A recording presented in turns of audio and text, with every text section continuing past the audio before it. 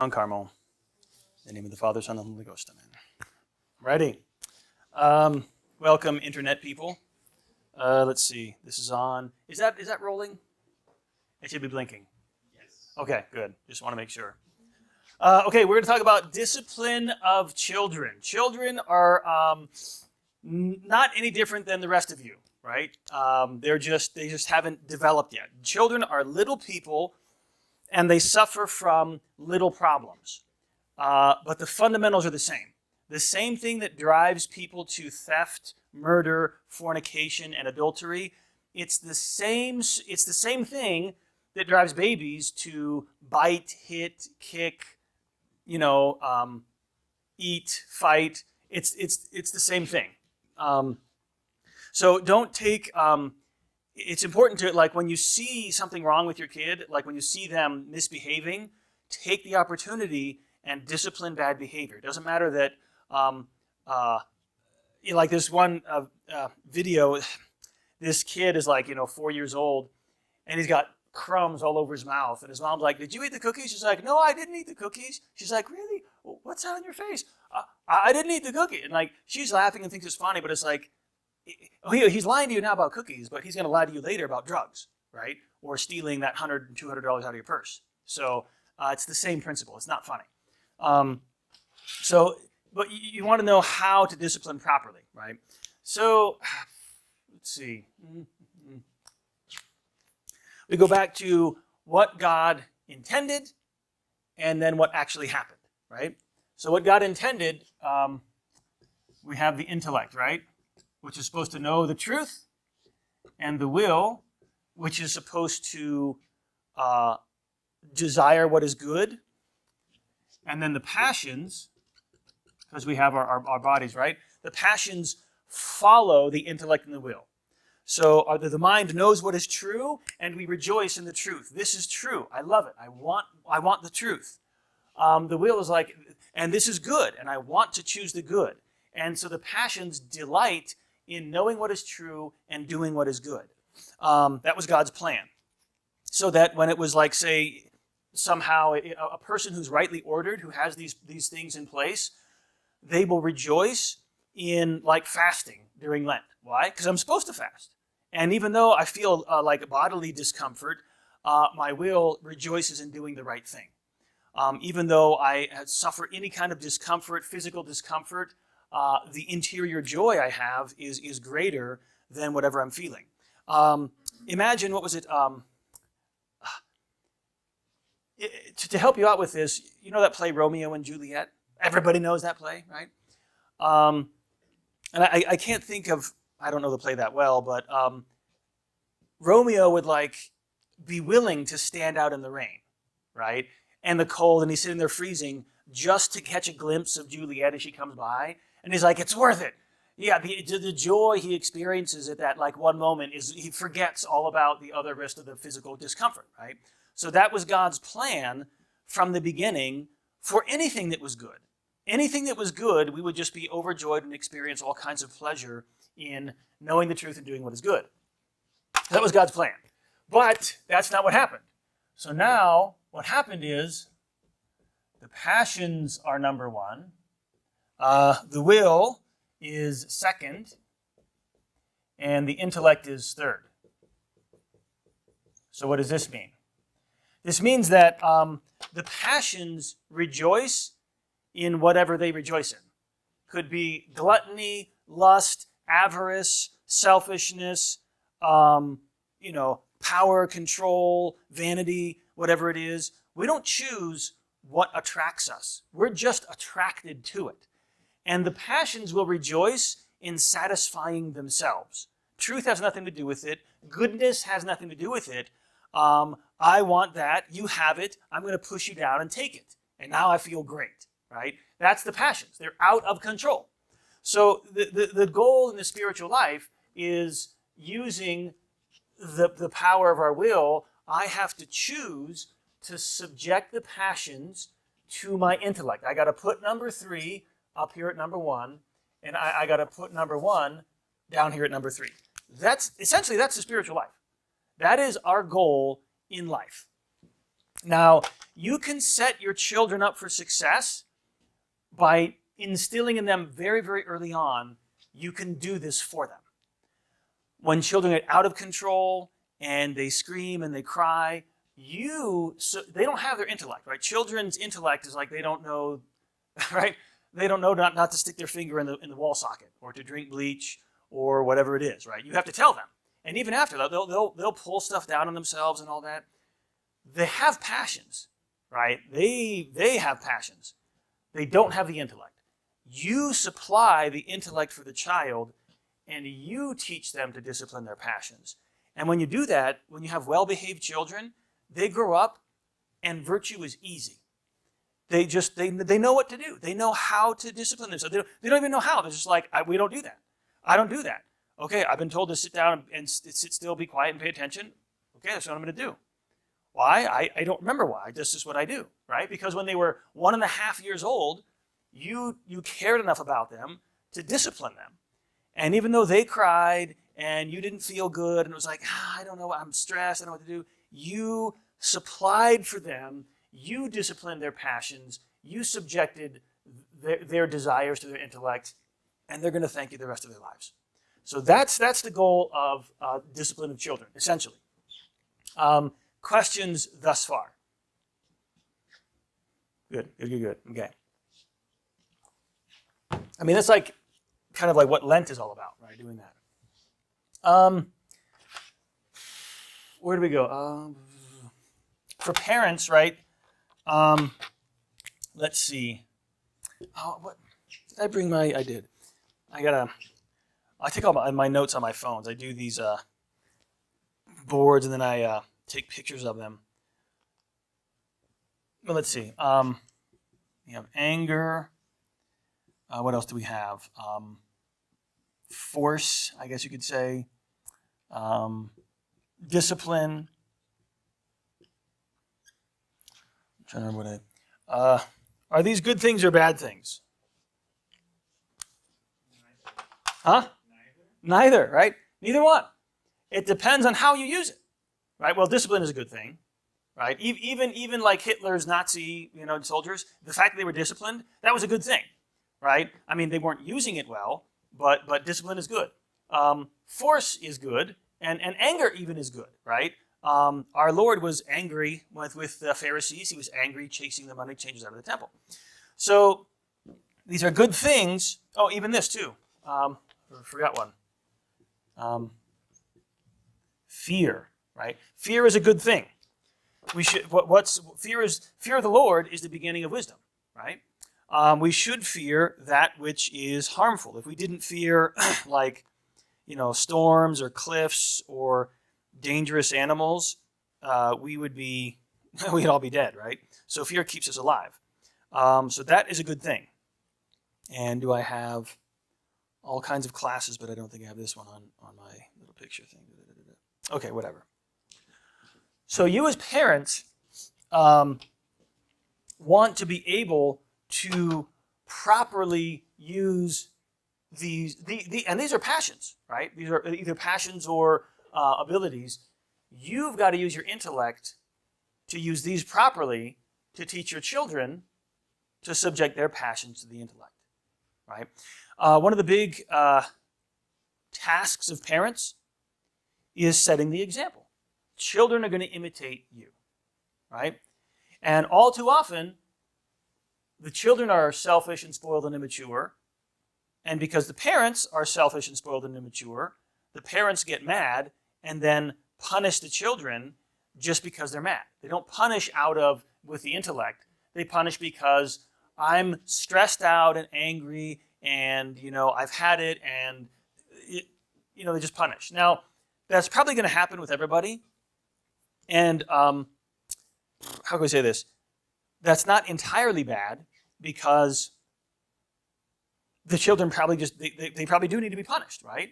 But it's a problem on your end, because you're not going to know. If you're disciplining out of your own passion, you're not going to know, is it appropriate? Is it too much? Is it too little? Is it the right time? Is it the wrong time? Is it proportionate? You're not going to know that because you're not even thinking about it. You're just reacting. So you don't want to do that. And even still, even if it is the right thing to do to punish them, they're going to pick up on the fact that you're out of control. You're punishing them because they're out of control, but you're out of control. So it's not going to work, right? I mean, and that's why you get difficult children. And every family, if you have enough kids, you're going to get the demon child, right? It's just one kid causes as much problem as all the other kids combined. That's a phenomenon, right? It just seems to happen. But you want to show your children with discipline, I'm not out of control. It's not because I want this or I want that. I recognize what is true. I recognize what is good. And what you are doing is harmful to you and not proper behavior, and that is why you're being disciplined. And discipline is different from punishment, right? Discipline, because you can discipline children when they haven't done anything wrong, right? You can say, okay, I want you to sit up straight and hold your fork, right, and behave. That's called discipline, and that's good. We're going to clean our room, and that's a great thing, is show the children how to do stuff. Children are clumsy, children are forgetful, and so to just give a kid a task and say, okay, I want you to clean the table after all the meals, and then expect them to do it. I mean, some kids are capable of it, but a lot of kids, they're never going to do that. And you'll have to remind them, and until they hit, like some kids, like 8 years old, boom, they're responsible. It's just a switch that it gets flipped. For some kids, it's like 18, right? So, yeah, you have to be patient with your kids. But discipline is instilling good behavior. Punishment follows bad will. Okay, and this is where, let's make a distinction here. You have to make a distinction with what your child can't do, what your child won't do, and then what your child has trouble doing, right? You as a parent, you've got to use your intellect to figure out where is your kid's problem, right? Because you don't want to punish something they can't do. And I have to remember this with my altar boys, like a couple weeks ago. I'm saying mass, I don't know what it was, but there was a huge, this clumsy little altar boy dropped a cruet and it just shattered. And you heard it all the way, it was loud. And I'm so mad, but I'm like, what do I always say in my classes? Children are clumsy, right? He didn't mean to drop it. He didn't want to drop it. He's probably sitting there, fighting back his big old tears. What can I get mad about, right? That's just how kids are. So what kids can't do? Kids are clumsy. They're forgetful, right? Kids they're messy. Like their tie is all over the place. They go outside. They get dirty. They can't pay attention, right?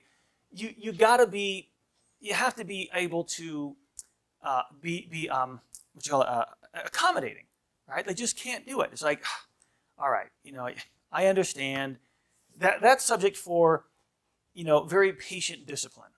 Is you have to be very patient with that and just kind of wait for them to grow up. What children won't do, that's disrespect. Don't tolerate that. Disrespect, disobedience. When they fight you, right? Little kids, when they you're pulling them and they're like fighting you. Don't tolerate that, right? You don't discipline that. You punish that, right? You discipline. You help them along. You kind of like accommodate what they can't do. You punish what they won't do. And this is really where you discipline what they have trouble doing, right? Chores, schoolwork, cleaning the room, cleanliness, that kind of thing. Like they can do it, but it's just like they forget, they're clumsy, they set the table, but it wasn't very good, right? So discipline this, punish that, accommodate these, right? That'll help you out in knowing what to use, right? See, what you don't want your children to do, you don't want your children to be afraid of you. You want them to be afraid of you when they've done wrong, right? When I've done wrong, then I'm afraid of Dad. If I haven't done wrong, I have no fear, right? Dad never gets mad unless I do something wrong. Mom never gets mad unless I've misbehaved. Right? So you're just perfectly in control. And that way, the kids know the boundaries. And that is excellent training for children, because then they see they have a very safe environment. Right? Everything is safe as long as I behave. When I step outside of the bounds, that's when the trouble for me starts. Right? And you very much want to set that standard. Right? You want to send them that message. That's what punishment is for. And when you're disciplining children, right, when you're helping them you need to help them do their chores, clean their room, and so on. I saw this parent, she asked way more of her kids than she herself was able to do. She was a messy mom, right? And her daughter's room was a mess. And her daughter was like, I don't know, 8 years old or something, 7. And her mom said, "No, I want you to clean this room." And I looked in the room, and there was like Legos, Barbie dolls, clothes. The bed was a mess. And I was like, oh my gosh, like, I'd be intimidated if I had to clean this room. Like, I don't know what I would do, right? And I don't think the mom knew what to do either. She didn't know how to keep it. The rest of the house was messy. And that she was getting on her daughter for something she herself couldn't do. And so don't do that, right? Don't just tell your kids to do something and want them just to know how to do it, right? Because if you sit down and you're like, think about it. How am I going to show my child what to do? You might find, I don't know what to do. Right? I'm going to have to think about this. And then that's your problem. You need to lead by example. Let's see. Good questions? Tracking? All right.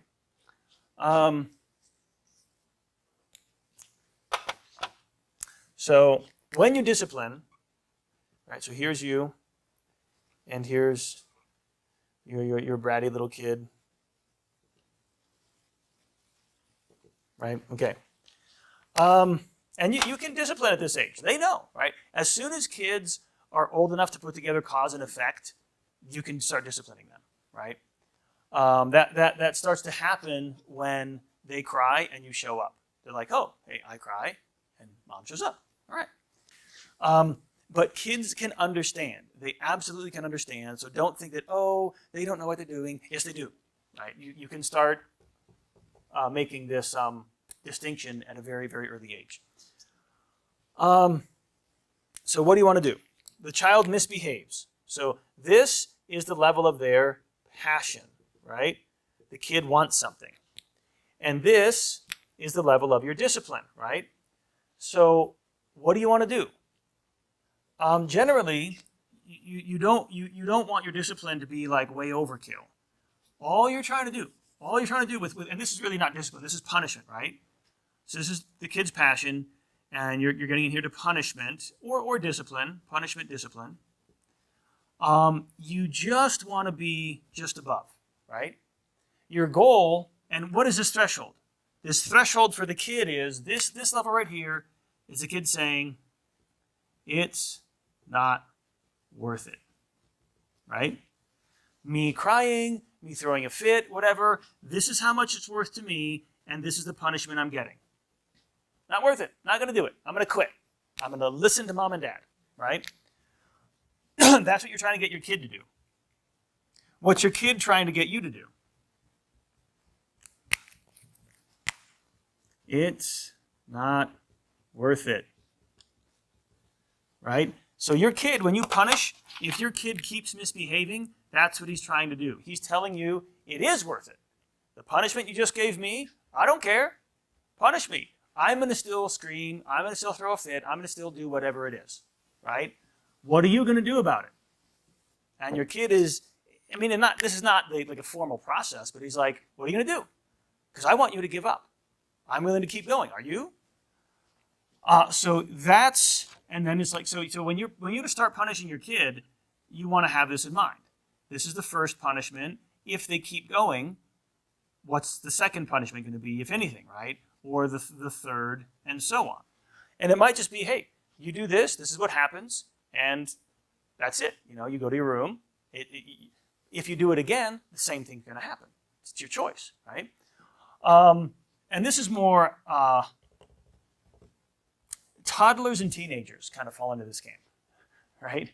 Where they're going to push the boundaries. right? They're going to push and push and push.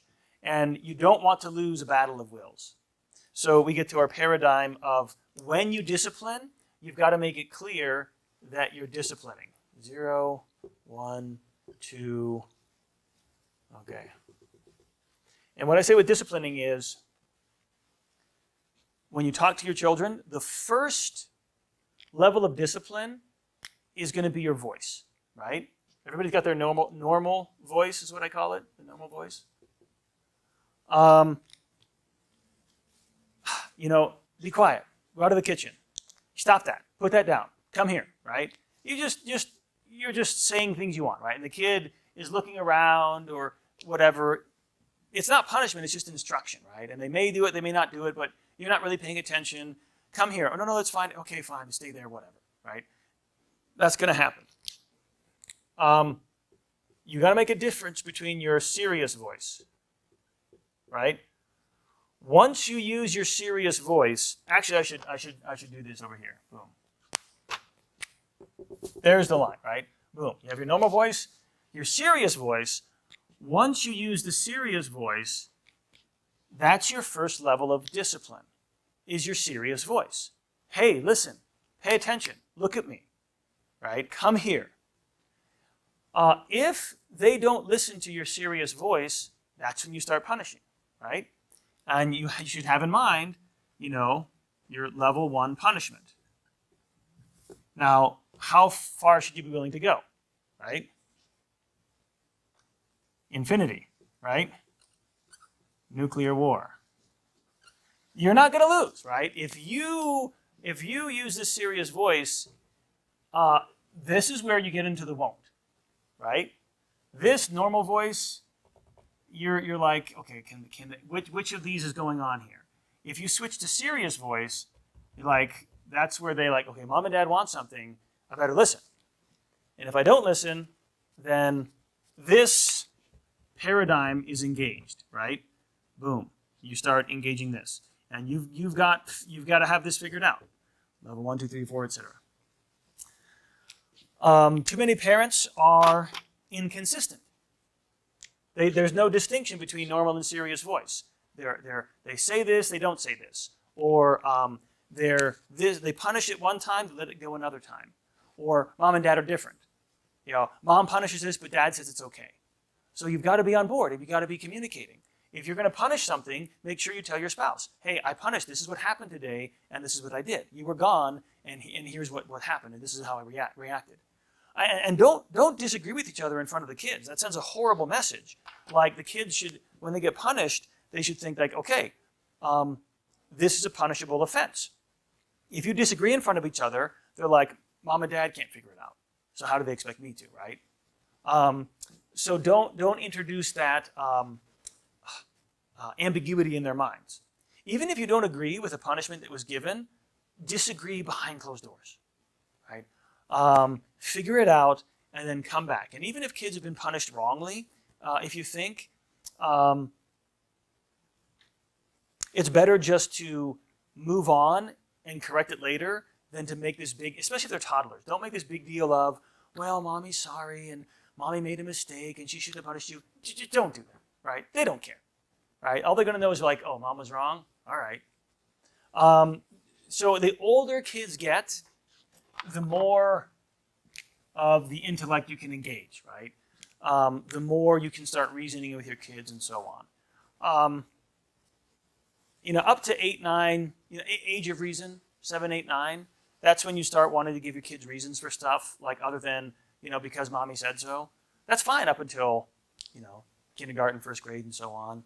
But then you want to start giving them other reasons like, well, it's not going to be good for you, and it's too late, and so on, and so forth. And then when they're 13 and 14, if you've done a good job so far, that shouldn't be too hard, right? It shouldn't be too hard at that age.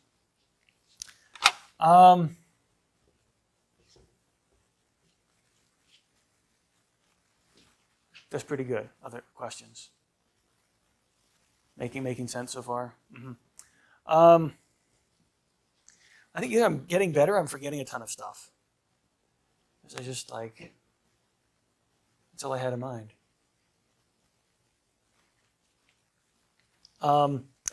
Resources, of course.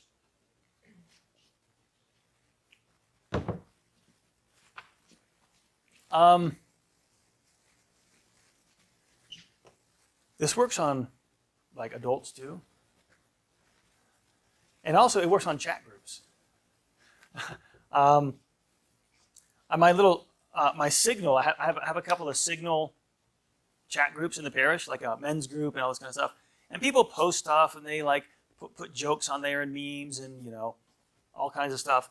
When somebody gets a little bit edgy, or posts something I think is inappropriate, I text ahem. And they figured that out, right? And I actually had to kick one guy off, right? But that was it. So I was like, when the group was forming, I was like, I don't think that post is appropriate. Let's be a little bit more careful here. And then there's joking back and forth. I'm like, ahem. And then so they started to get it. So I established a little bit of discipline. And one guy wasn't abiding by it, so Father Nolan removed such and such from the list. And everybody sees that. They're like, oh, well, he just got blasted. So the paradigm still works. It is applicable at every level, even at the church, right? What's the passion here? It's the bratty, spoiled Catholic that wants to use birth control, and this is barring them from Holy Communion, right?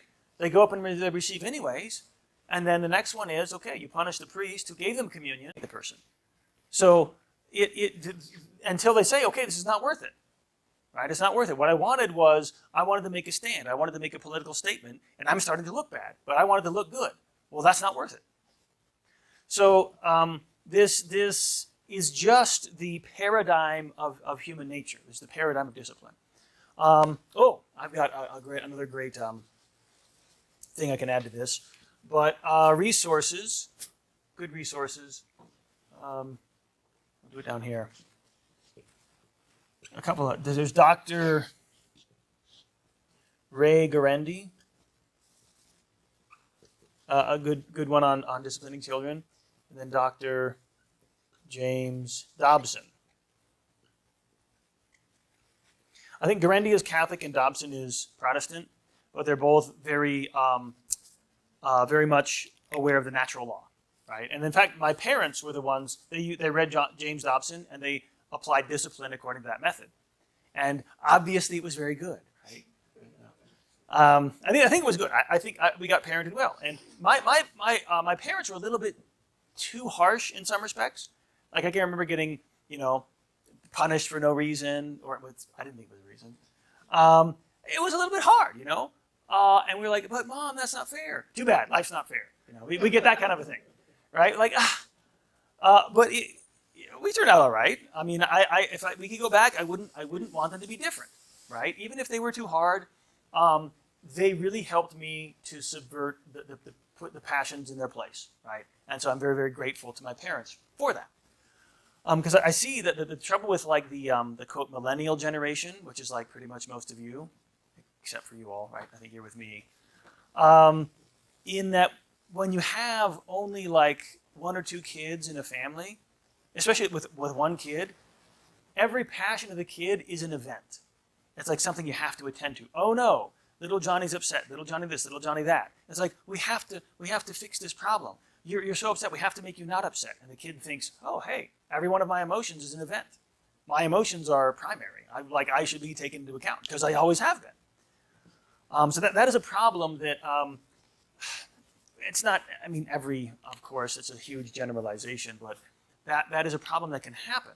Is if you attend too much to your child's every emotion, you end up, spectacularizing it, as opposed to when you because sometimes what can the punishment be? Hey, if you're going to throw a fit, go in your room, right?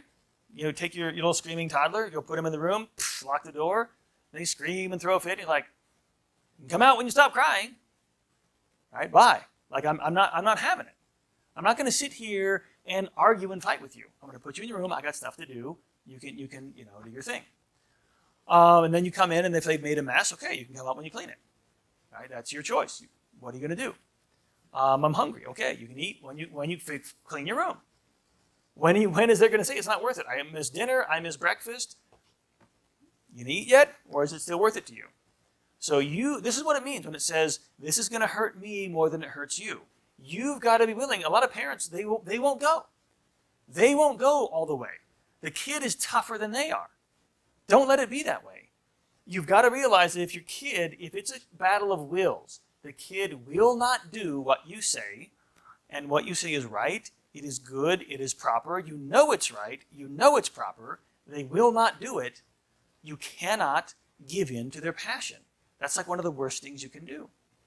Even if you're like, man, I'm going to be taken by Child Protective Services, the kid hasn't eaten he skipped a whole day of meals, that's when you might want to consider, okay, maybe I got to figure something else out, right? I got to do some other kind of punishment because that's getting a little bit, a kid can go a day without a meal. But you want to be able to pick something where you're not in that position, right? So if the kid keeps misbehaving, like you're going to skip breakfast and lunch, but I'm not gonna have the kid skipping a whole day of meals, right? You're gonna get dinner, but there's gonna be a different punishment. So that's why you've got to use your intellect. The thing I gave that sermon a few weeks ago, where Christ, before he went into the temple, he didn't just go into the temple and use anger and force.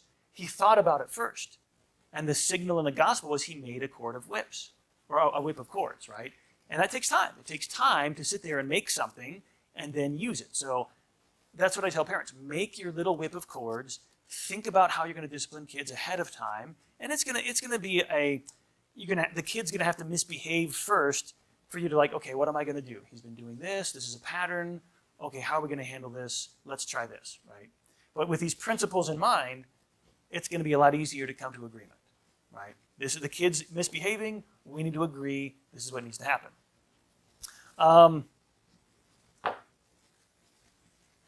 Okay.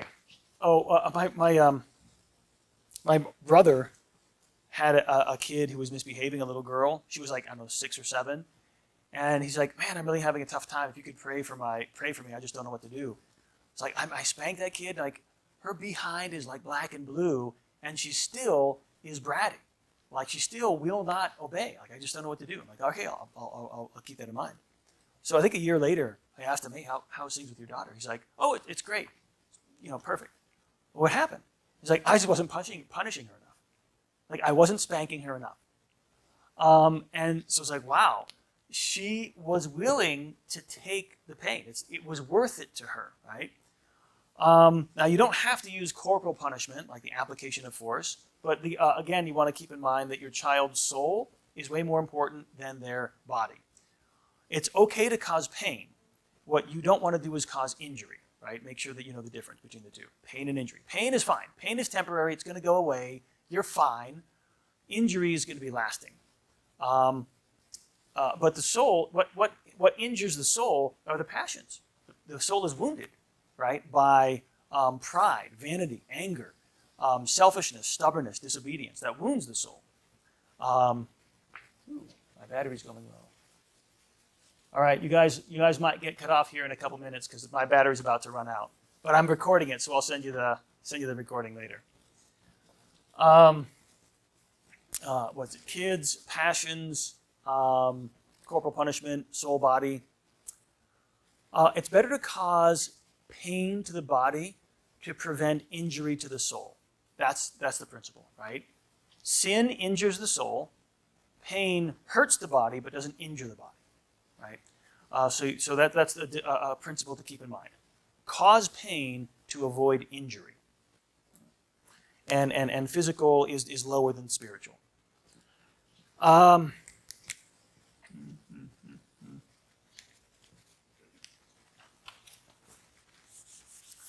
quick psychology lesson.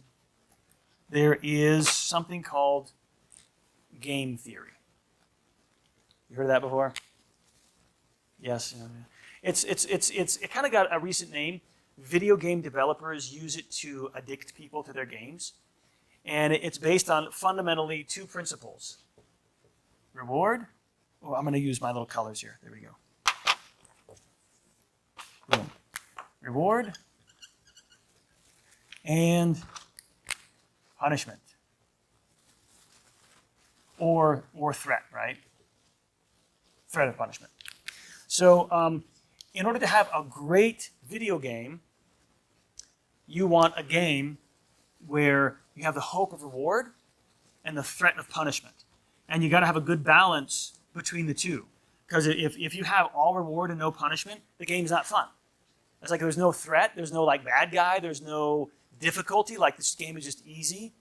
That's kind of stupid, right? But if it's just like the game is too hard, like there's threats and I can't, and there's not enough reward, like well, why play the game? It's just frustrating and I don't get anything. So getting a good balance between these two is fundamental to having a good video game that sucks you in.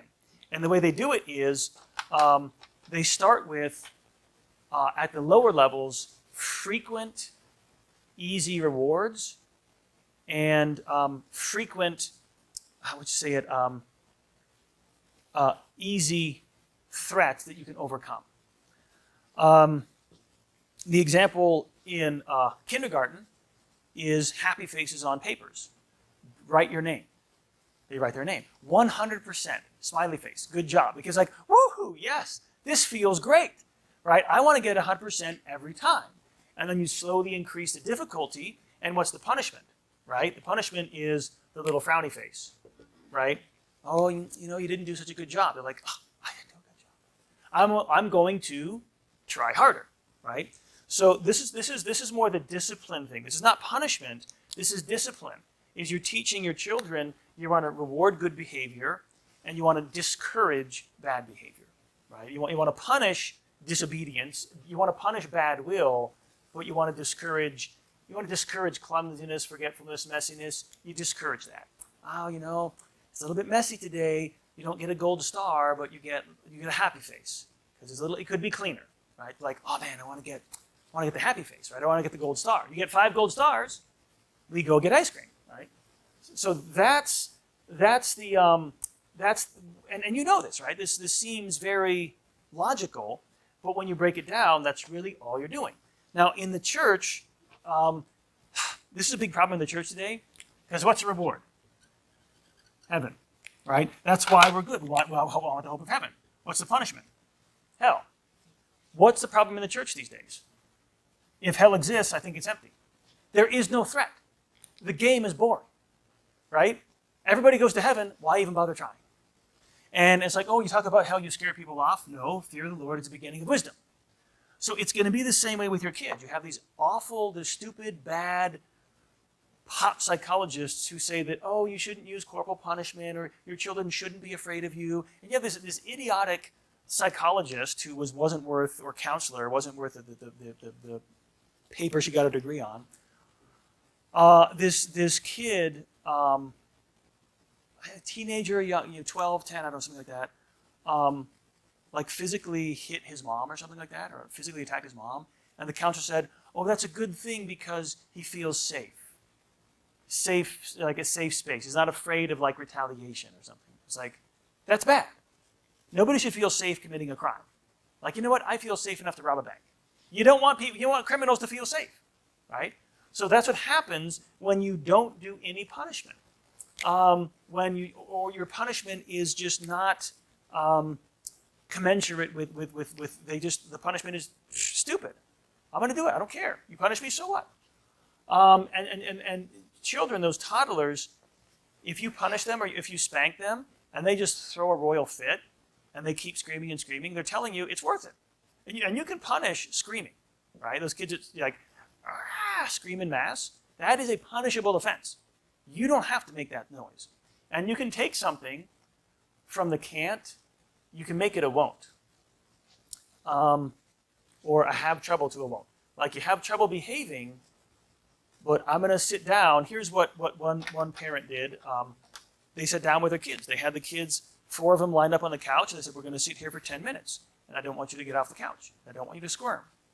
You can, scratch or whatever, but you can't move.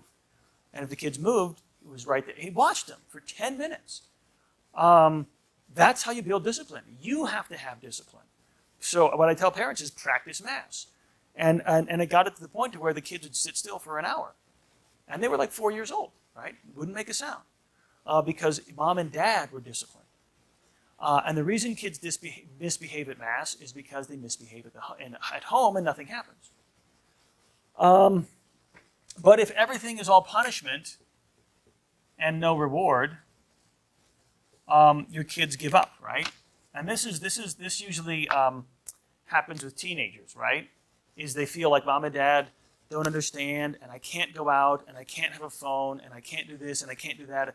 They just give up. Like, I can't please my parents. Or the kids who try, and they have really critical parents, and the mom or the dad always is critical and points out everything wrong. Like, what, you got a A? What about the A plus? You got a 95? What about the other 5%, right? The kids, they give up. They're like, well, there's no hope of reward. Everything's a punishment. I tried as hard as I could, and I just got criticized for it, so why bother even trying? Right? So be careful about that as well. So, that little reward and punishment thing starts as infants, right? 9 months old. What's the first punishment? No, we don't do that. No. Or the little mouth lick, right? When they start screaming, you pop them in the mouth, like ah. And if they start to throw a bigger fit, then you escalate punishment. Like, that's not proper behavior. Or reward, smiling and hugging. And the big important thing is after you've punished, especially the little children, you hug them, right? You let them know that you love them. I'm sorry I had to do that, but it's for your own good. I can't let you be bad. I love you too much to let you hurt yourself by, sinning or being undisciplined or being bratty. You want to be a good child. You're a good child, and that's why I disciplined you, because good children don't do bad things, but you did a bad thing, so I had to punish you. There we go. I think that's sufficient for this time. Next time we'll go over that other stuff that I didn't get to this week. Okay, any questions before we convene? Wow, I just do such a great job. No questions. All right. So I'll say a prayer. Father, Son, and Holy Ghost, amen. Glory be to the Father, and to the Son, and to the Holy Ghost. Our Lady of Mount Carmel, benedictio Dei omnipotentis, Patris et Filius Spiritus Sancti, descendat super vos et semper. Amen. Okay. Go forth and do great things.